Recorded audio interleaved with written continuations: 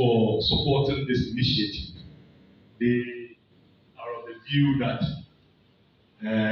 Ghana is developing. They are well advanced in some of these disciplines.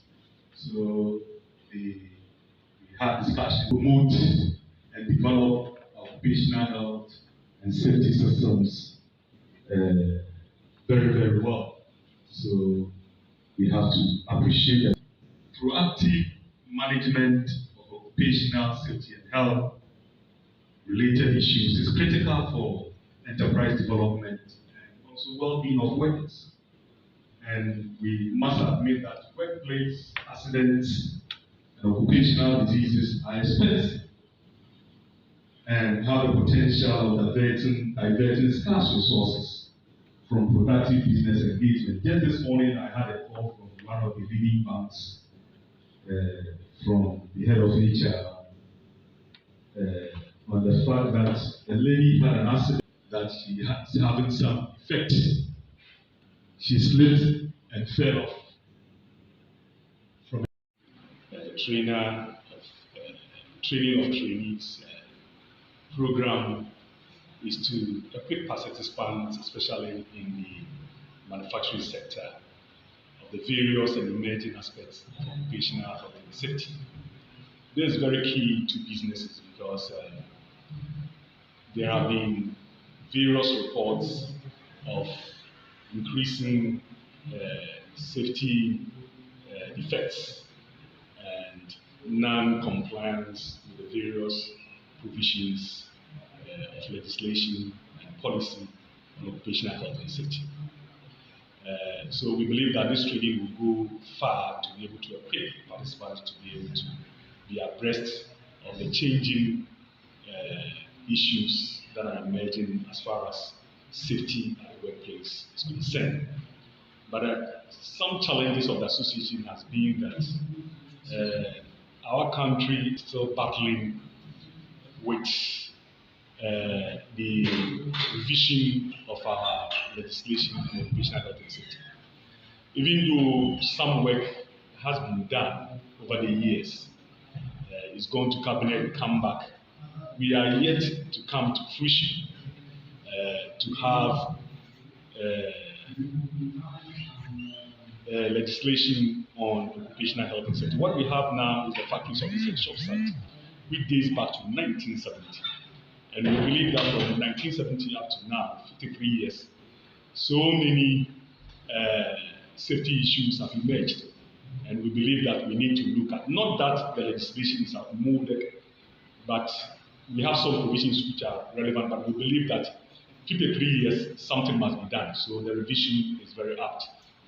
And also, we don't have a national policy on occupational health and safety, which we believe that something must be done. We know government is doing, but there should be some speed and urgency to help us address some of these issues, especially in an era where the International Labour Organization has adopted a standard on violence and harassment at work, which Ghana is working hard to ratify.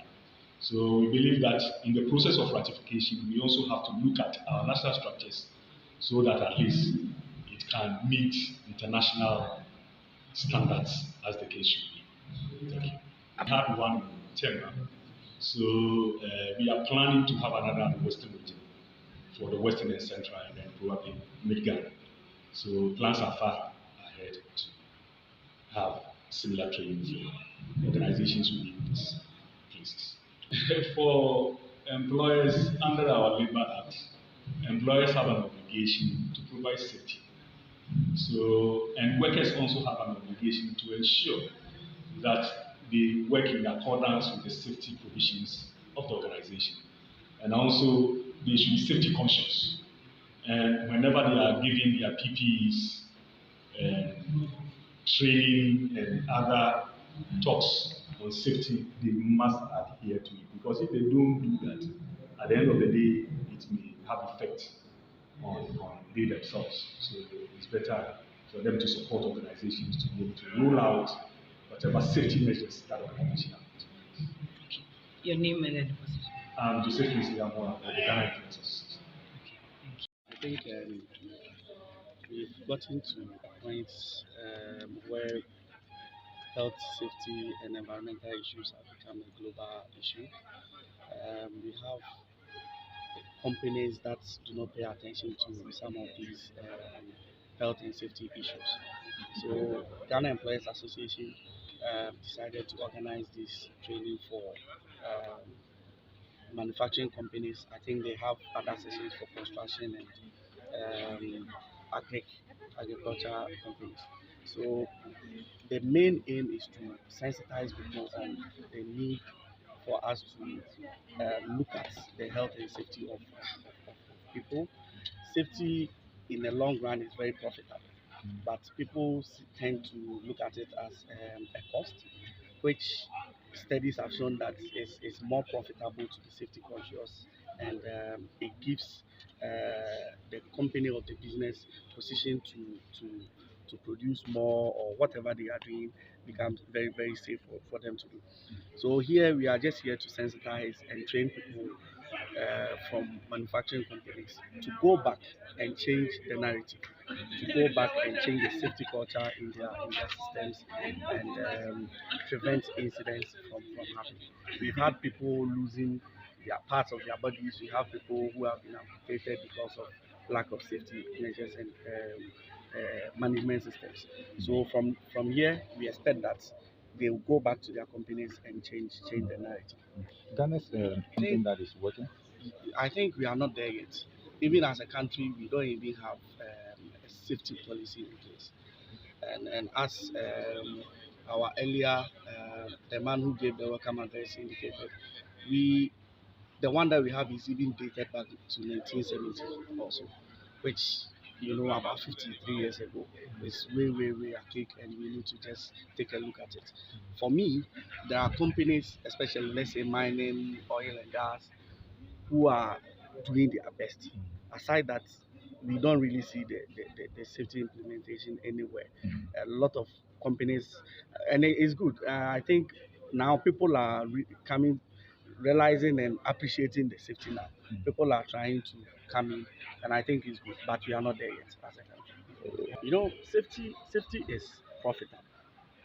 It's not expensive, because have you considered that let's assume you have to just provide a safety boot, a steel toe safety boot for someone to protect the person, and now the person you don't provide, which is like a safety boot roughly costs like 300 cedis. Now the person is going to get amputation or being amputated. How much will that cost? So safety. Soya Mhm. from Department of Fashion Inspectorate Okay. under the Ministry of Employment and Labor Relations. Okay. So how I believe that this training, from the introduction that has been given, the history, and what has been discussed so far, I believe it will be beneficial. One of our challenges as regulators of health and safety is the lack of knowledge on the shop floor. So this training is bringing the knowledge of health and safety and understanding of hazards, their identification and their effects on the workers, to the managers and the people who can translate the message down to the shop floor.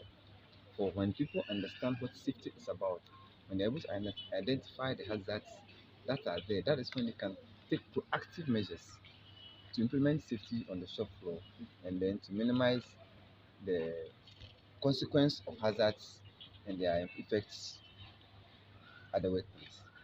okay. Thank you.